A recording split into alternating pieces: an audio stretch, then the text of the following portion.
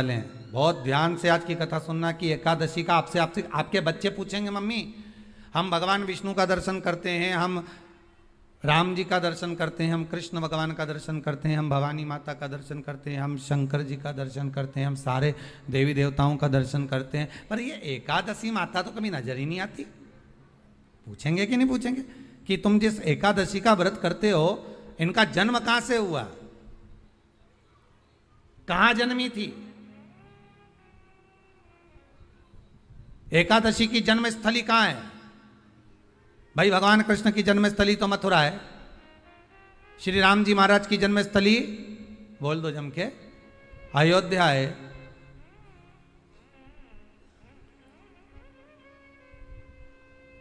कोई आपसे पूछ ले कि एकादशी की जन्मस्थली कहां है तो आधे लोग तो बाल खुजाने में लग जाएंगे कि एकादशी आखिर पैदा कहां हुई थी, जन्म कहां लिया था, इसका जन्म हुआ कहां था, कहां जन्मी थी ये?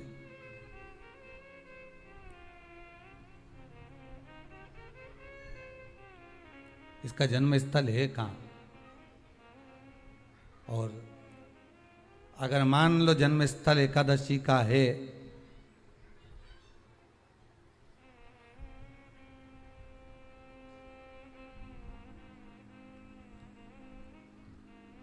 और एकादशी अगर जन्मी है, उसका जन्म हुआ है और दुनिया के लोग इतना व्रत करते हैं, उपवास करते हैं,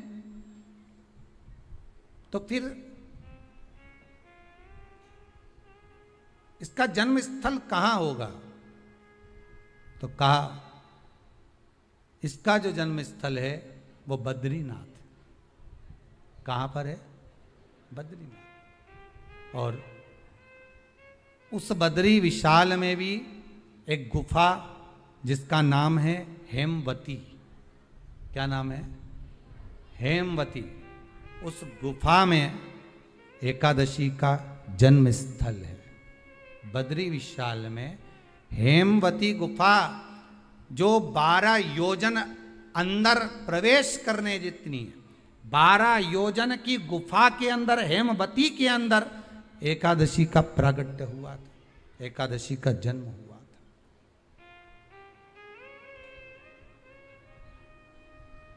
अब तो बता सकते हो ना कि कोई पूछे कि राम जी का जन्म अयोध्या में हुआ, भगवान कृष्ण का जन्म मथुरा में हुआ, और कोई पूछ ले आपका जन्म कहां हुआ था, अपन कह सकते ना सीहोर में हुआ हमारा। और आपसे कोई पूछे कहाँ हुए तो कहीं इंदौर में हुए, कि देवास में हुए, कि भोपाल में हुए, कि मुंबई में हुए, कि पूना में हुए, आपका तो बता दोगे। पर बच्चे आपसे पूछ ले मम्मी तू इतनी एकादशी का व्रत करती है, एकादशी का तू व्रत करती है और सबको करा देती है कि वल्लभ कुल की एकादशी करो, भले बकरी जैसे चरो पर एकादशी करो, और सबको एकादशी कराया, तो कोई पूछ ले कि एकादशी का जन्म कहाँ हुआ था, तो आप कह सकते हो कि बद्री विशाल में, हेमावती में, बद्री विशाल के हेमवती गुफा के अंदर जो 12 योजन की गुफा है, उस गुफा में एकादशी का जन्म हुआ। कब हुआ?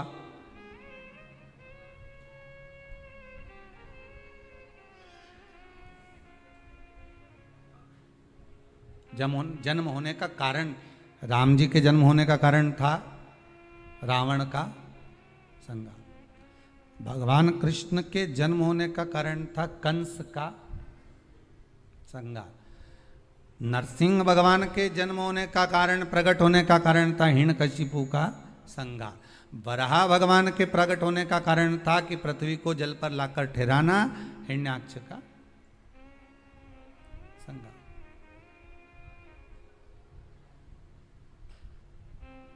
तो फिर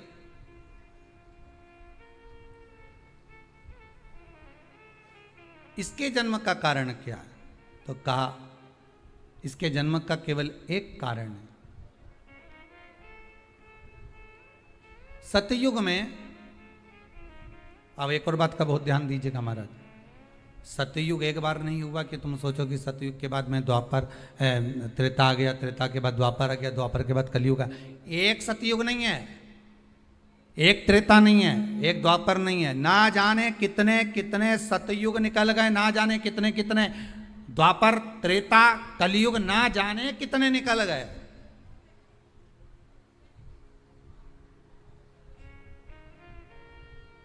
और आप और हम जैसे भी इस पृथ्वी पर ना जाने कितने, अरे जम के तो बोलो, निकल गए। पृथ्वी वहीं की वहीं है, जिस मकान में रहते हो वो मकान भी वहीं की वहीं है।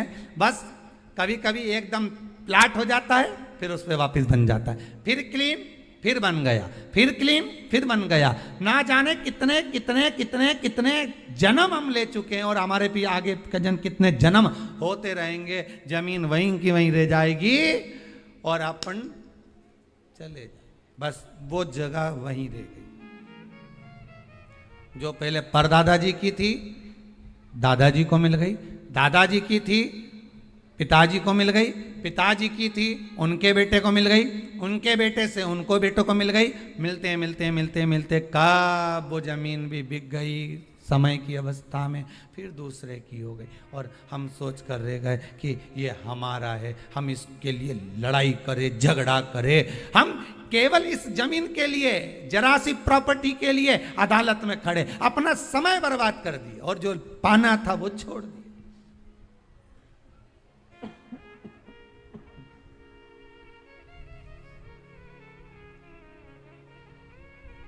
जो पाना था वो छोड़ दिया हमने।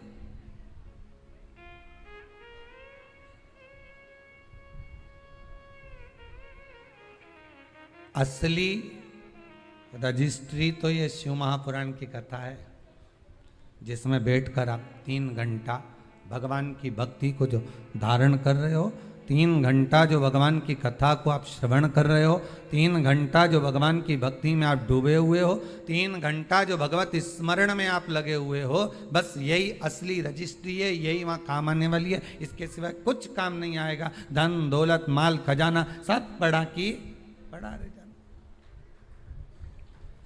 सब धरा की धरा।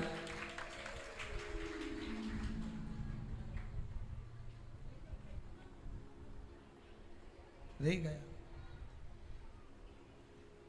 वो एक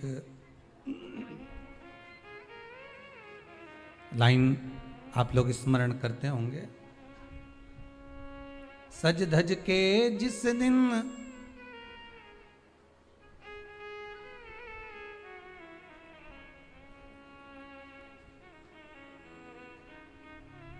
सज धज के जिस दिन मौत की शहजादी आएगी, न सोना काम आएगा न चांदी आएगी।